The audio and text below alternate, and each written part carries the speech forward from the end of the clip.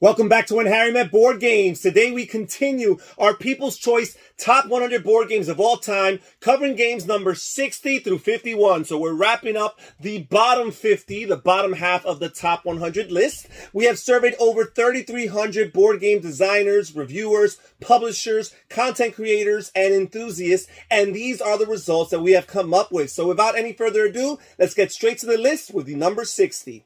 The People's Choice number 60 board game of all time is Descent, second edition, designed by Corey Konieczka. And this is the second edition of Descent, not the newly released Descent Legends of the Dark that came out about a year ago. That game did not factor into the top 100. It got some votes here and there, but not nearly enough to make it to the top 100. But perhaps it did influence the fact that Descent second edition actually has remained steady. It only dropped 4 spots. Last year was number 58, perhaps because it's been kept at the forefront of the audience's mind due to the release of Legends of the Dark. Now, Descent 2nd Edition for a long time was the standard bearer as far as the dungeon crawl board games in the modern board game hobby. Lots of characters, lots of different quests that players can play in the form of campaigns, and the whole leveling up process as they go on these quests, acquiring additional skills, additional items along the way that strengthen their characters and prepare them for the more difficult quests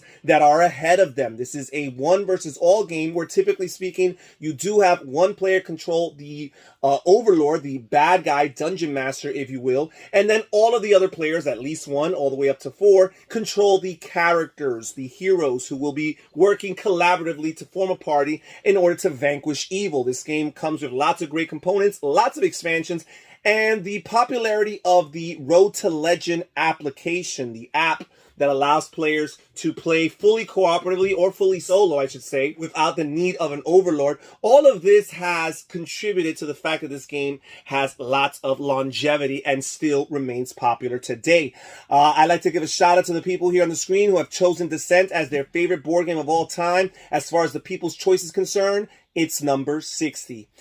The People's Choice number 59 board game of all time is Teotihuacan, designed by Daniel Tascini, and this here is one of many games that starts with a T in their title and has a setting that takes place in ancient Central America, indigenous Central America, and basically in this game, each player commands a force of worker dice, which grow in strength with every move. On a player's turn, they move a worker around a modular board, always choosing one of 2 areas of the location tile that they land on. One of those locations that you're choosing from will provide you an action and a worker upgrade, while the other will provide you with a very powerful bonus, but no worker upgrade. Players are developing new technologies, they're climbing the steps of the 3 great temples, they're building houses for the inhabitants of the city, and they're raising the legendary and breathtaking Pyramid of the Sun in the center of the city. Now, Teotihuacan actually did not make it to the top 100 last year, so this is the first time making it to the People's Choice top 100, which is surprising because it's been out for a few years, so it should have made it last year. It did get a good amount of votes, just not quite enough to make it to the top 100, but this year, it skyrocketed all the way to number 59. I'd like to give a shout out to the people here who have chosen Teotihuacan as their number 1 game of all time. As far as the People's Choice, it's number 59. The People's Choice number 58 board game of all time is Power Grid, designed by Freedom and Freeze and published by Rio Grande Games. And this is an evergreen, both figuratively and literally, as the box cover art and lots of the components have a green color scheme to it. And this game has been around for going on 20 years, at least in North America. But I think the original German publication was published in 1999 or 2000. So over 20 years, this game has been very much at the forefront of the board game community. People have loved this game for many years. It's been successful, highly ranked on Board Game Geek. And basically players are building and establishing their power plants and recruiting and acquiring different resources to power those power plants in order to supply energy to their network of cities. Ultimately speaking, players are acquiring money that they're going to be using in order to purchase additional power plants, purchase more resources, and it has a very open-ended trigger. It's not a matter of playing a fixed amount of rounds. Once this end is triggered, the player who's able to right then and right there supply the most power to the most cities is going to be the winner of the game. So even if you have more cities than another player, that's not necessarily a guarantee that you'll win. If you have more power plants that could supply power, that's not a guarantee you win. It's the common denominator of how many power plants a player can activate and how many cities a player has available to them in their network. Fun, classic game at this point. This game here, Power Grid, was actually ranked number 68 last year. So it's actually climbed up 10 spots, which is very, very rare for these type of games, the much older games, to climb up so much. Usually it's the games that were released 2-3 years ago that are working their way up to the top of the list. However, a game like Power Grid out 20 years ago, the fact that new people are still being introduced to this game and appreciating it enough to rank it highly in their personal favorite games list. I'd like to give a shout out to the people here who have chosen Power Grid as their favorite game of all time. As far as the People's Choice goes, it's number 58. The People's Choice number 57 board game of all time is Mage Knight, designed by Vlad Chvátil and published by WizKids. And Mage Knight here is a very popular fantasy adventure game where players take on the role of different mage knights who are going on quests, and they're vanquishing monsters and bad guys and going to fortresses and taking over and going to cities and doing the same, all in the efforts to accomplish whatever the particular quest that they're on entails. Now, players are going to take a bunch of actions, but it all depends on their deck of deed cards. This is a deck building game in essence, because players start with a basic deck of deed cards that allow them to move, that allow them to engage in combat, to defend from attacks from other players. It allows them to accrue influence in order to acquire other additional deed cards or spells, or recruit allies, whatever it might be. And as the game progresses, they're acquiring new cards that they're going to place in their deed deck, cards from the advanced actions deck, cards from the spells deck, and including even some artifacts that players are going to be able to add to their deck. And again, they're doing this all in the efforts to vanquish as many bad guys as possible and complete whatever the particular quest has in mind. Now, as the game unfolds, players are exploring the land. You start with only a few terrain tiles revealed, and players are going to be unveiling additional tiles and seeing what's available to them. This game here has been out for a while. It's very highly ranked on Board Game Geek and is considered one of the, if not the most popular game as far as solo gamers are concerned. Now, Mage Knight was ranked number 37 on last year's list, so that's pretty significant of a drop. We're talking about 20 spots, but it's still a very highly revered game as far as the solo board game community is concerned. I'd like to give a shout out to the people on the screen here who have chosen Mage Knight as their favorite game of all time. As far as the People's Choice goes, it's number 57. The People's Choice number 56 board game of all time is It's a Wonderful World, designed by Frederick Gerard. And this game here, the name says it all. Wonderful World, a wonderful game. This game here was actually ranked number 92 last year. It just barely snuck into the top 100, but it was no fluke, because 1 year later, it has risen almost 40 spots as high as number 56. Now, what is A Wonderful World? In this game, each player is expanding an empire, and they must choose the path to their future. They must develop faster and better than their competitors, all in the efforts to develop their production power and rule over this new world. This game features mechanisms such as card drafting and engine building. And each round, players are going to be drafting 7 cards, and among those 7 cards, they're going to choose which of those cards are going to be recycled immediately in order to accrue and acquire additional resources, and which of those cards are going to be used for construction or for the acquiring of victory points. As I mentioned earlier, this game was ranked number 92 last year, and I think the fact is that it was still fresh in lots of people's minds. It had only come out in 2019, so it's still not too old of a game, but this year it has built momentum and is ranked as high as number 56. I have to give a shout out to the people here who have chosen It's a Wonderful World as the number 1 board game of all time.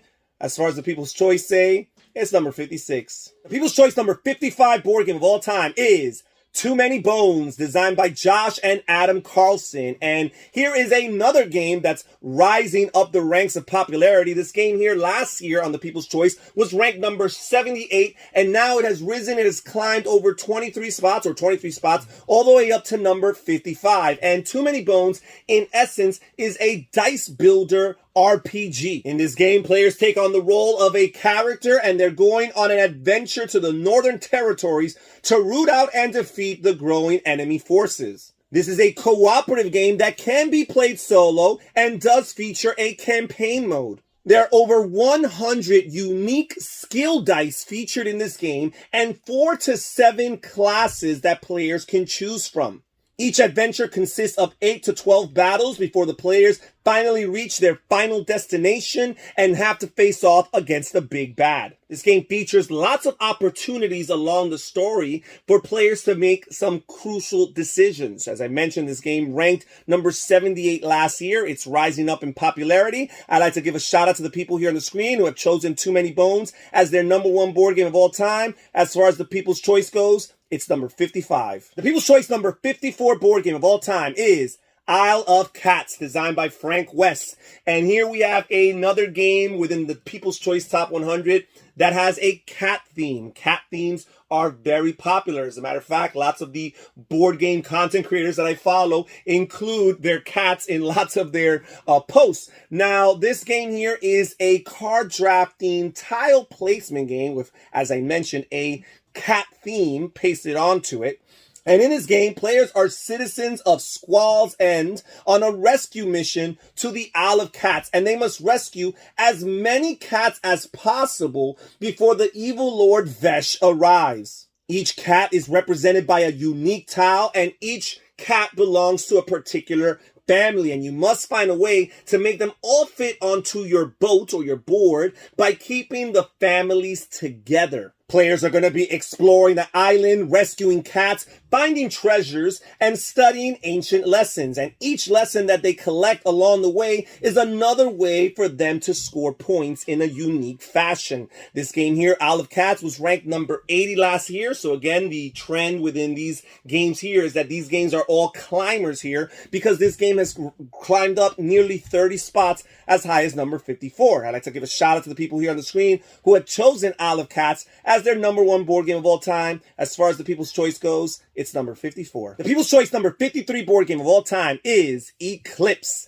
And Eclipse here, yet again, another game that isn't necessarily new, but it's climbing on this list because Eclipse was ranked number 75 last year and it's jumped over 20 spots to number 53. And Eclipse is basically the science fiction, space exploration, space opera type game for Euro gamers. This game features lots of heavy, popular Euro mechanisms such as resource management, tile placement, and variable phase order. Each player is in control of a vast interstellar civilization competing for success with his or her rivals. Players are going to be exploring new star systems, researching technologies, and building spaceships with which to wage war.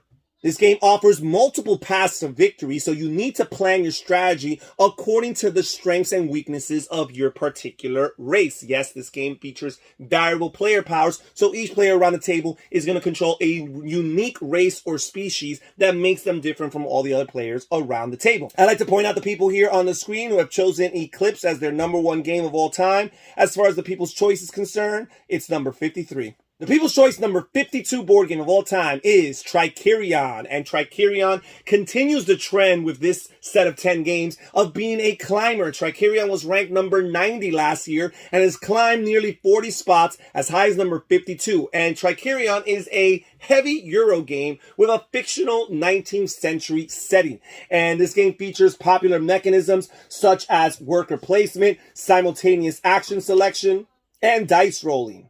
Players are taking on the role of rival stage illusionists, each with their own strengths and characteristics. They are striving for fortune and fame in a competition that's hosted by a legendary magician who is looking for a successor worthy of the mighty Tricerion stone. This game features worker placement, in particular with unique workers, namely the engineer, the assistant, the manager, and your apprentices, all carrying out different types of actions. Players are trying to obtain the blueprints and the components for increasingly complex magic tricks in order to set up performances and ultimately be the winner of the game. I like to point out the people here on the screen who have chosen Trickerion as their favorite game of all time. As far as the People's Choice goes, it's number 52. The People's Choice number 51 board game of all time, and the last one for today's list, and the last one for the bottom half of the top 100 is On Mars, designed by Vital Lacerda. And Vital Lacerda is a very renowned and respected board game designer within the industry,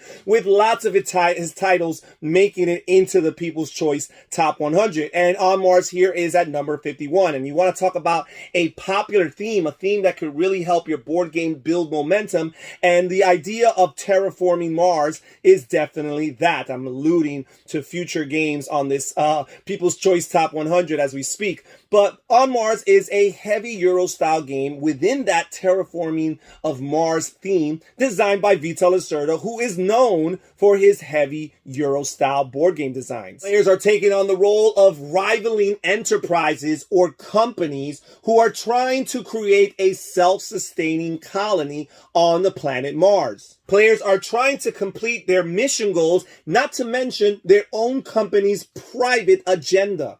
Players are going to be constructing mines, power generators, water extractors, greenhouses, oxygen factories, and shelters. Once 3 missions are completed, this triggers the end of the game, and in order to win, a player must have contributed to the development of the first colony on Mars, which will earn them opportunity points, and the player with the most opportunity points is the winner of the game. I like to point out that On Mars, just as all of the other games on this set of 10, is a climber. This game was ranked number 77 last year, so it's climbed 26 spots, as high as number 51. I like to point out the people here on the screen who have chosen On Mars as their favorite game of all time. As far as the People's Choice goes, it's number 51. That's it as far as today's video goes. We are done with the bottom 50 of the top 100. If you're interested in catching my personal top 10 board games of all time, click on the link on the screen and it will direct you to that video. Comment down below, tell me what you think about this particular set of 10, and don't miss us next time as we'll be cracking into the top 100, covering games number 50 through 41. This is Harry saying take care everybody, stay safe, stay healthy, and have fun gaming. Bye-bye.